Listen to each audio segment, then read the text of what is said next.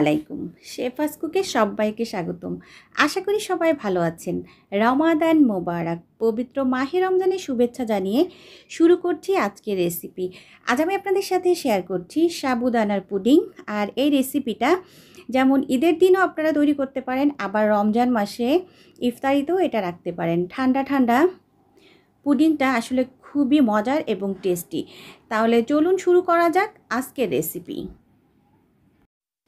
প্রথমেই আমি পর্যাপ্ত পরিমাণ পানি বসিয়ে দিয়েছি চুলায়, এটা পানিটা ফুটেও গিয়েছে। এখন আমি এর সাথে অ্যাড করে দিচ্ছি হাফ কাপ পরিমাণ সাবুদানা বা সাগুদানা। তো এটাকে আমি ভালো করে জাল করে নিব, মানে এটাকে সিদ্ধ করে নিব আর কি। আর এটা সিদ্ধ হতে একটু সময় লাগে, 5 থেকে 7 মিনিট লাগে। তো এই পর্যায়ে দেখতে পাচ্ছেন এটা কিন্তু আমার সিদ্ধ হয়ে গিয়েছে। এখন আমি চুলাটা অফ করে দিব। অফ করে এটাকে ভালো করে নর্মাল পানি দিয়ে ধুয়ে নিব, যাতে এর সাথে যে আঠালো ভাবটা আছে এটা না থাকে। তো এখন চলে আসলাম পুডিংয়ের দুধটা রেডি করার জন্য। তো এই পর্যায়ে আমি এখানে দিয়ে দিচ্ছি সামান্য পরিমাণ একটু পানি। আর আপনাদের জন্য এটা একটা টিপস থাকছে, যখন দুধ জাল করবেন তখন প্যানে একটু পানি দিয়ে দিবেন, তাহলে কিন্তু দুধটা আর প্যানের গায়ে লেগে যাবে না। এখন আমি দিয়ে দিচ্ছি 500 গ্রাম গরুর দুধ। আর দুধটা কিন্তু আগে থেকেই আমি জাল করে রেখেছিলাম। তো আপনারা চেষ্টা করবেন দুধটা আগে থেকে জাল করে রাখার জন্য, তাহলে কিন্তু যখন এরপরে এর সাথে গুঁড়া দুধ মিশাবো তাহলে সুন্দরভাবে মিশে যাবে। আর আগার আগার পাউডার দিলে কিন্তু বেশি জাল করা যাবে না। তো এখন আমি দিয়ে দিচ্ছি হাফ কাপ গুঁড়া দুধ। আর এই পুডিংয়ের জন্য কিন্তু দুধটাকে অবশ্যই ঘন হতে হবে, না হলে কিন্তু বেশি টেস্টি হবে না। তো এখন আমি দুধটাকে ভালো করে মিশিয়ে নিচ্ছি। আর আমি একটা হ্যান্ড উইপস নিয়েছি যাতে সুন্দরভাবে মিশাতে পারি, ওই জন্য। আর এখন আমি এর সাথে অ্যাড করে দিব চিনি। তো আমি এখানে হাফ কাপ চিনি দিয়েছি, আপনারা আপনাদের ইচ্ছা অনুযায়ী, মানে যে যেমন মিষ্টি খেতে চান। আর দিয়ে দিয়েছি সামান্য পরিমাণ লবণ। আর এখন দিয়ে দিচ্ছি 1.5 চা চামচ পরিমাণ আগার আগার পাউডার। আর এই রেসিপিতে আমি যেভাবে যা দিয়েছি আপনারা অবশ্যই এটা ফলো করবেন, তাহলে আপনাদের রেসিপিটা অনেক ভালো হবে।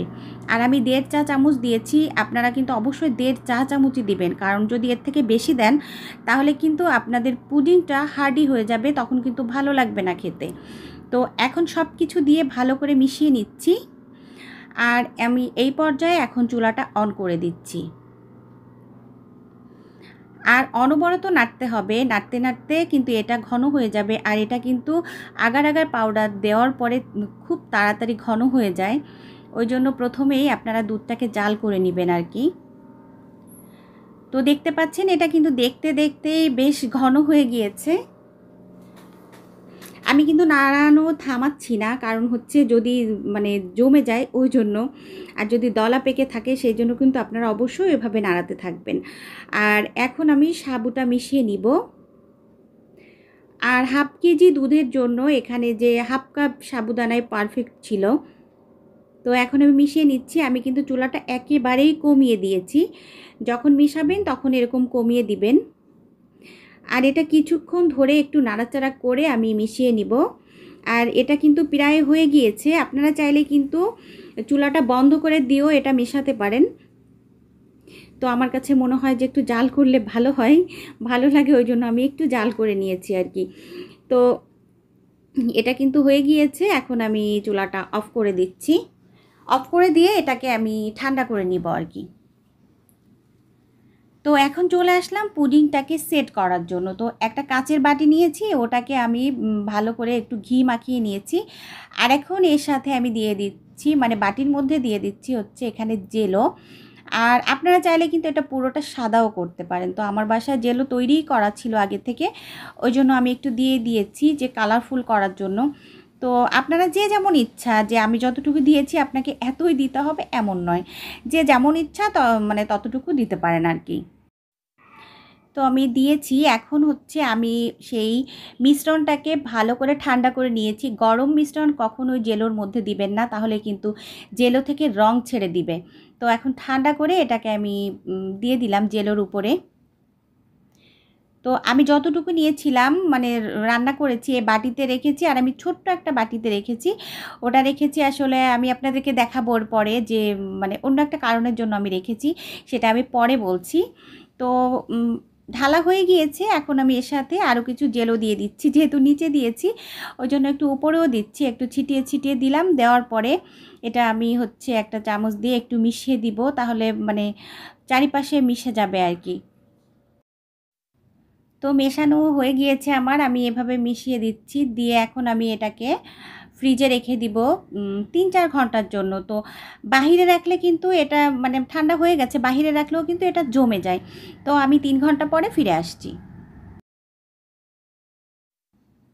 আমি 3 ঘন্টা পর ফিরে আসলাম। আমি এই বাটিতে রেখেছিলাম, আপনাদেরকে এখন যেটা দেখাবো, আমি কিন্তু এই বাটিতে যে রেখেছি এর মধ্যে কিন্তু আমি কোনো ঘি ব্রাশ করিনি। তো ওটা কিন্তু এমনিতেই উঠে গেছে, আর এটাও দেখুন যে অনেক সুন্দর হয়েছে আর কি পুডিংটা। তো আমি বাটিরটা আপনাদেরকে একটু নামিয়ে দেখাচ্ছি। তো এই বাটিতে কিন্তু আমি কোনো জেলও দেইনি, এটা আমি একেবারেই নর্মাল রেখেছি। আর এটাতে আমি কোনো কিছুই মানে ঘি ব্রাশ করিনি, তারপরেও কিন্তু এটা একেবারেই সুন্দরভাবে উঠে গেছে। তো অনেক যদি ঘি ব্রাশ না করেন তাহলেও কিন্তু কোনো সমস্যা নেই, এভাবে কিন্তু এমনিতেই সুন্দরভাবে পড়ে যাবে। তো এখন আমি ওই বাটিরটাও আপনাদেরকে একটু দেখাচ্ছি। এটা কিন্তু খুবই মজার একটা রেসিপি, আর ঠান্ডা ঠান্ডা এমন একটা ডেজার্ট যদি ইফতার অথবা ঈদের দিন থাকে তাহলে আমার মনে হয় সবারই মন জয় করতে পারবেন আপনি। তো এটাও কিন্তু তুলে দেখাচ্ছি আমি, এটা যে অলমোস্ট হয়ে গিয়েছে। তো এতক্ষণ যারা আমার সাথে ছিলেন সবাইকে অসংখ্য অসংখ্য ধন্যবাদ। সবাই ভালো থাকবেন, আমার জন্য দোয়া করবেন, আমিও আপনাদের জন্য দোয়া করি। আপনারা ভালো থাকুন, সুস্থ থাকুন, আর নিত্য নতুন রান্না করে প্রিয়জনকে খাওয়ান। আগামী পর্ব দেখার আমন্ত্রণ জানিয়ে আজকের মতো আমি শেফা বিদায় নিচ্ছি। আল্লাহ হাফিজ, আসসালামু আলাইকুম।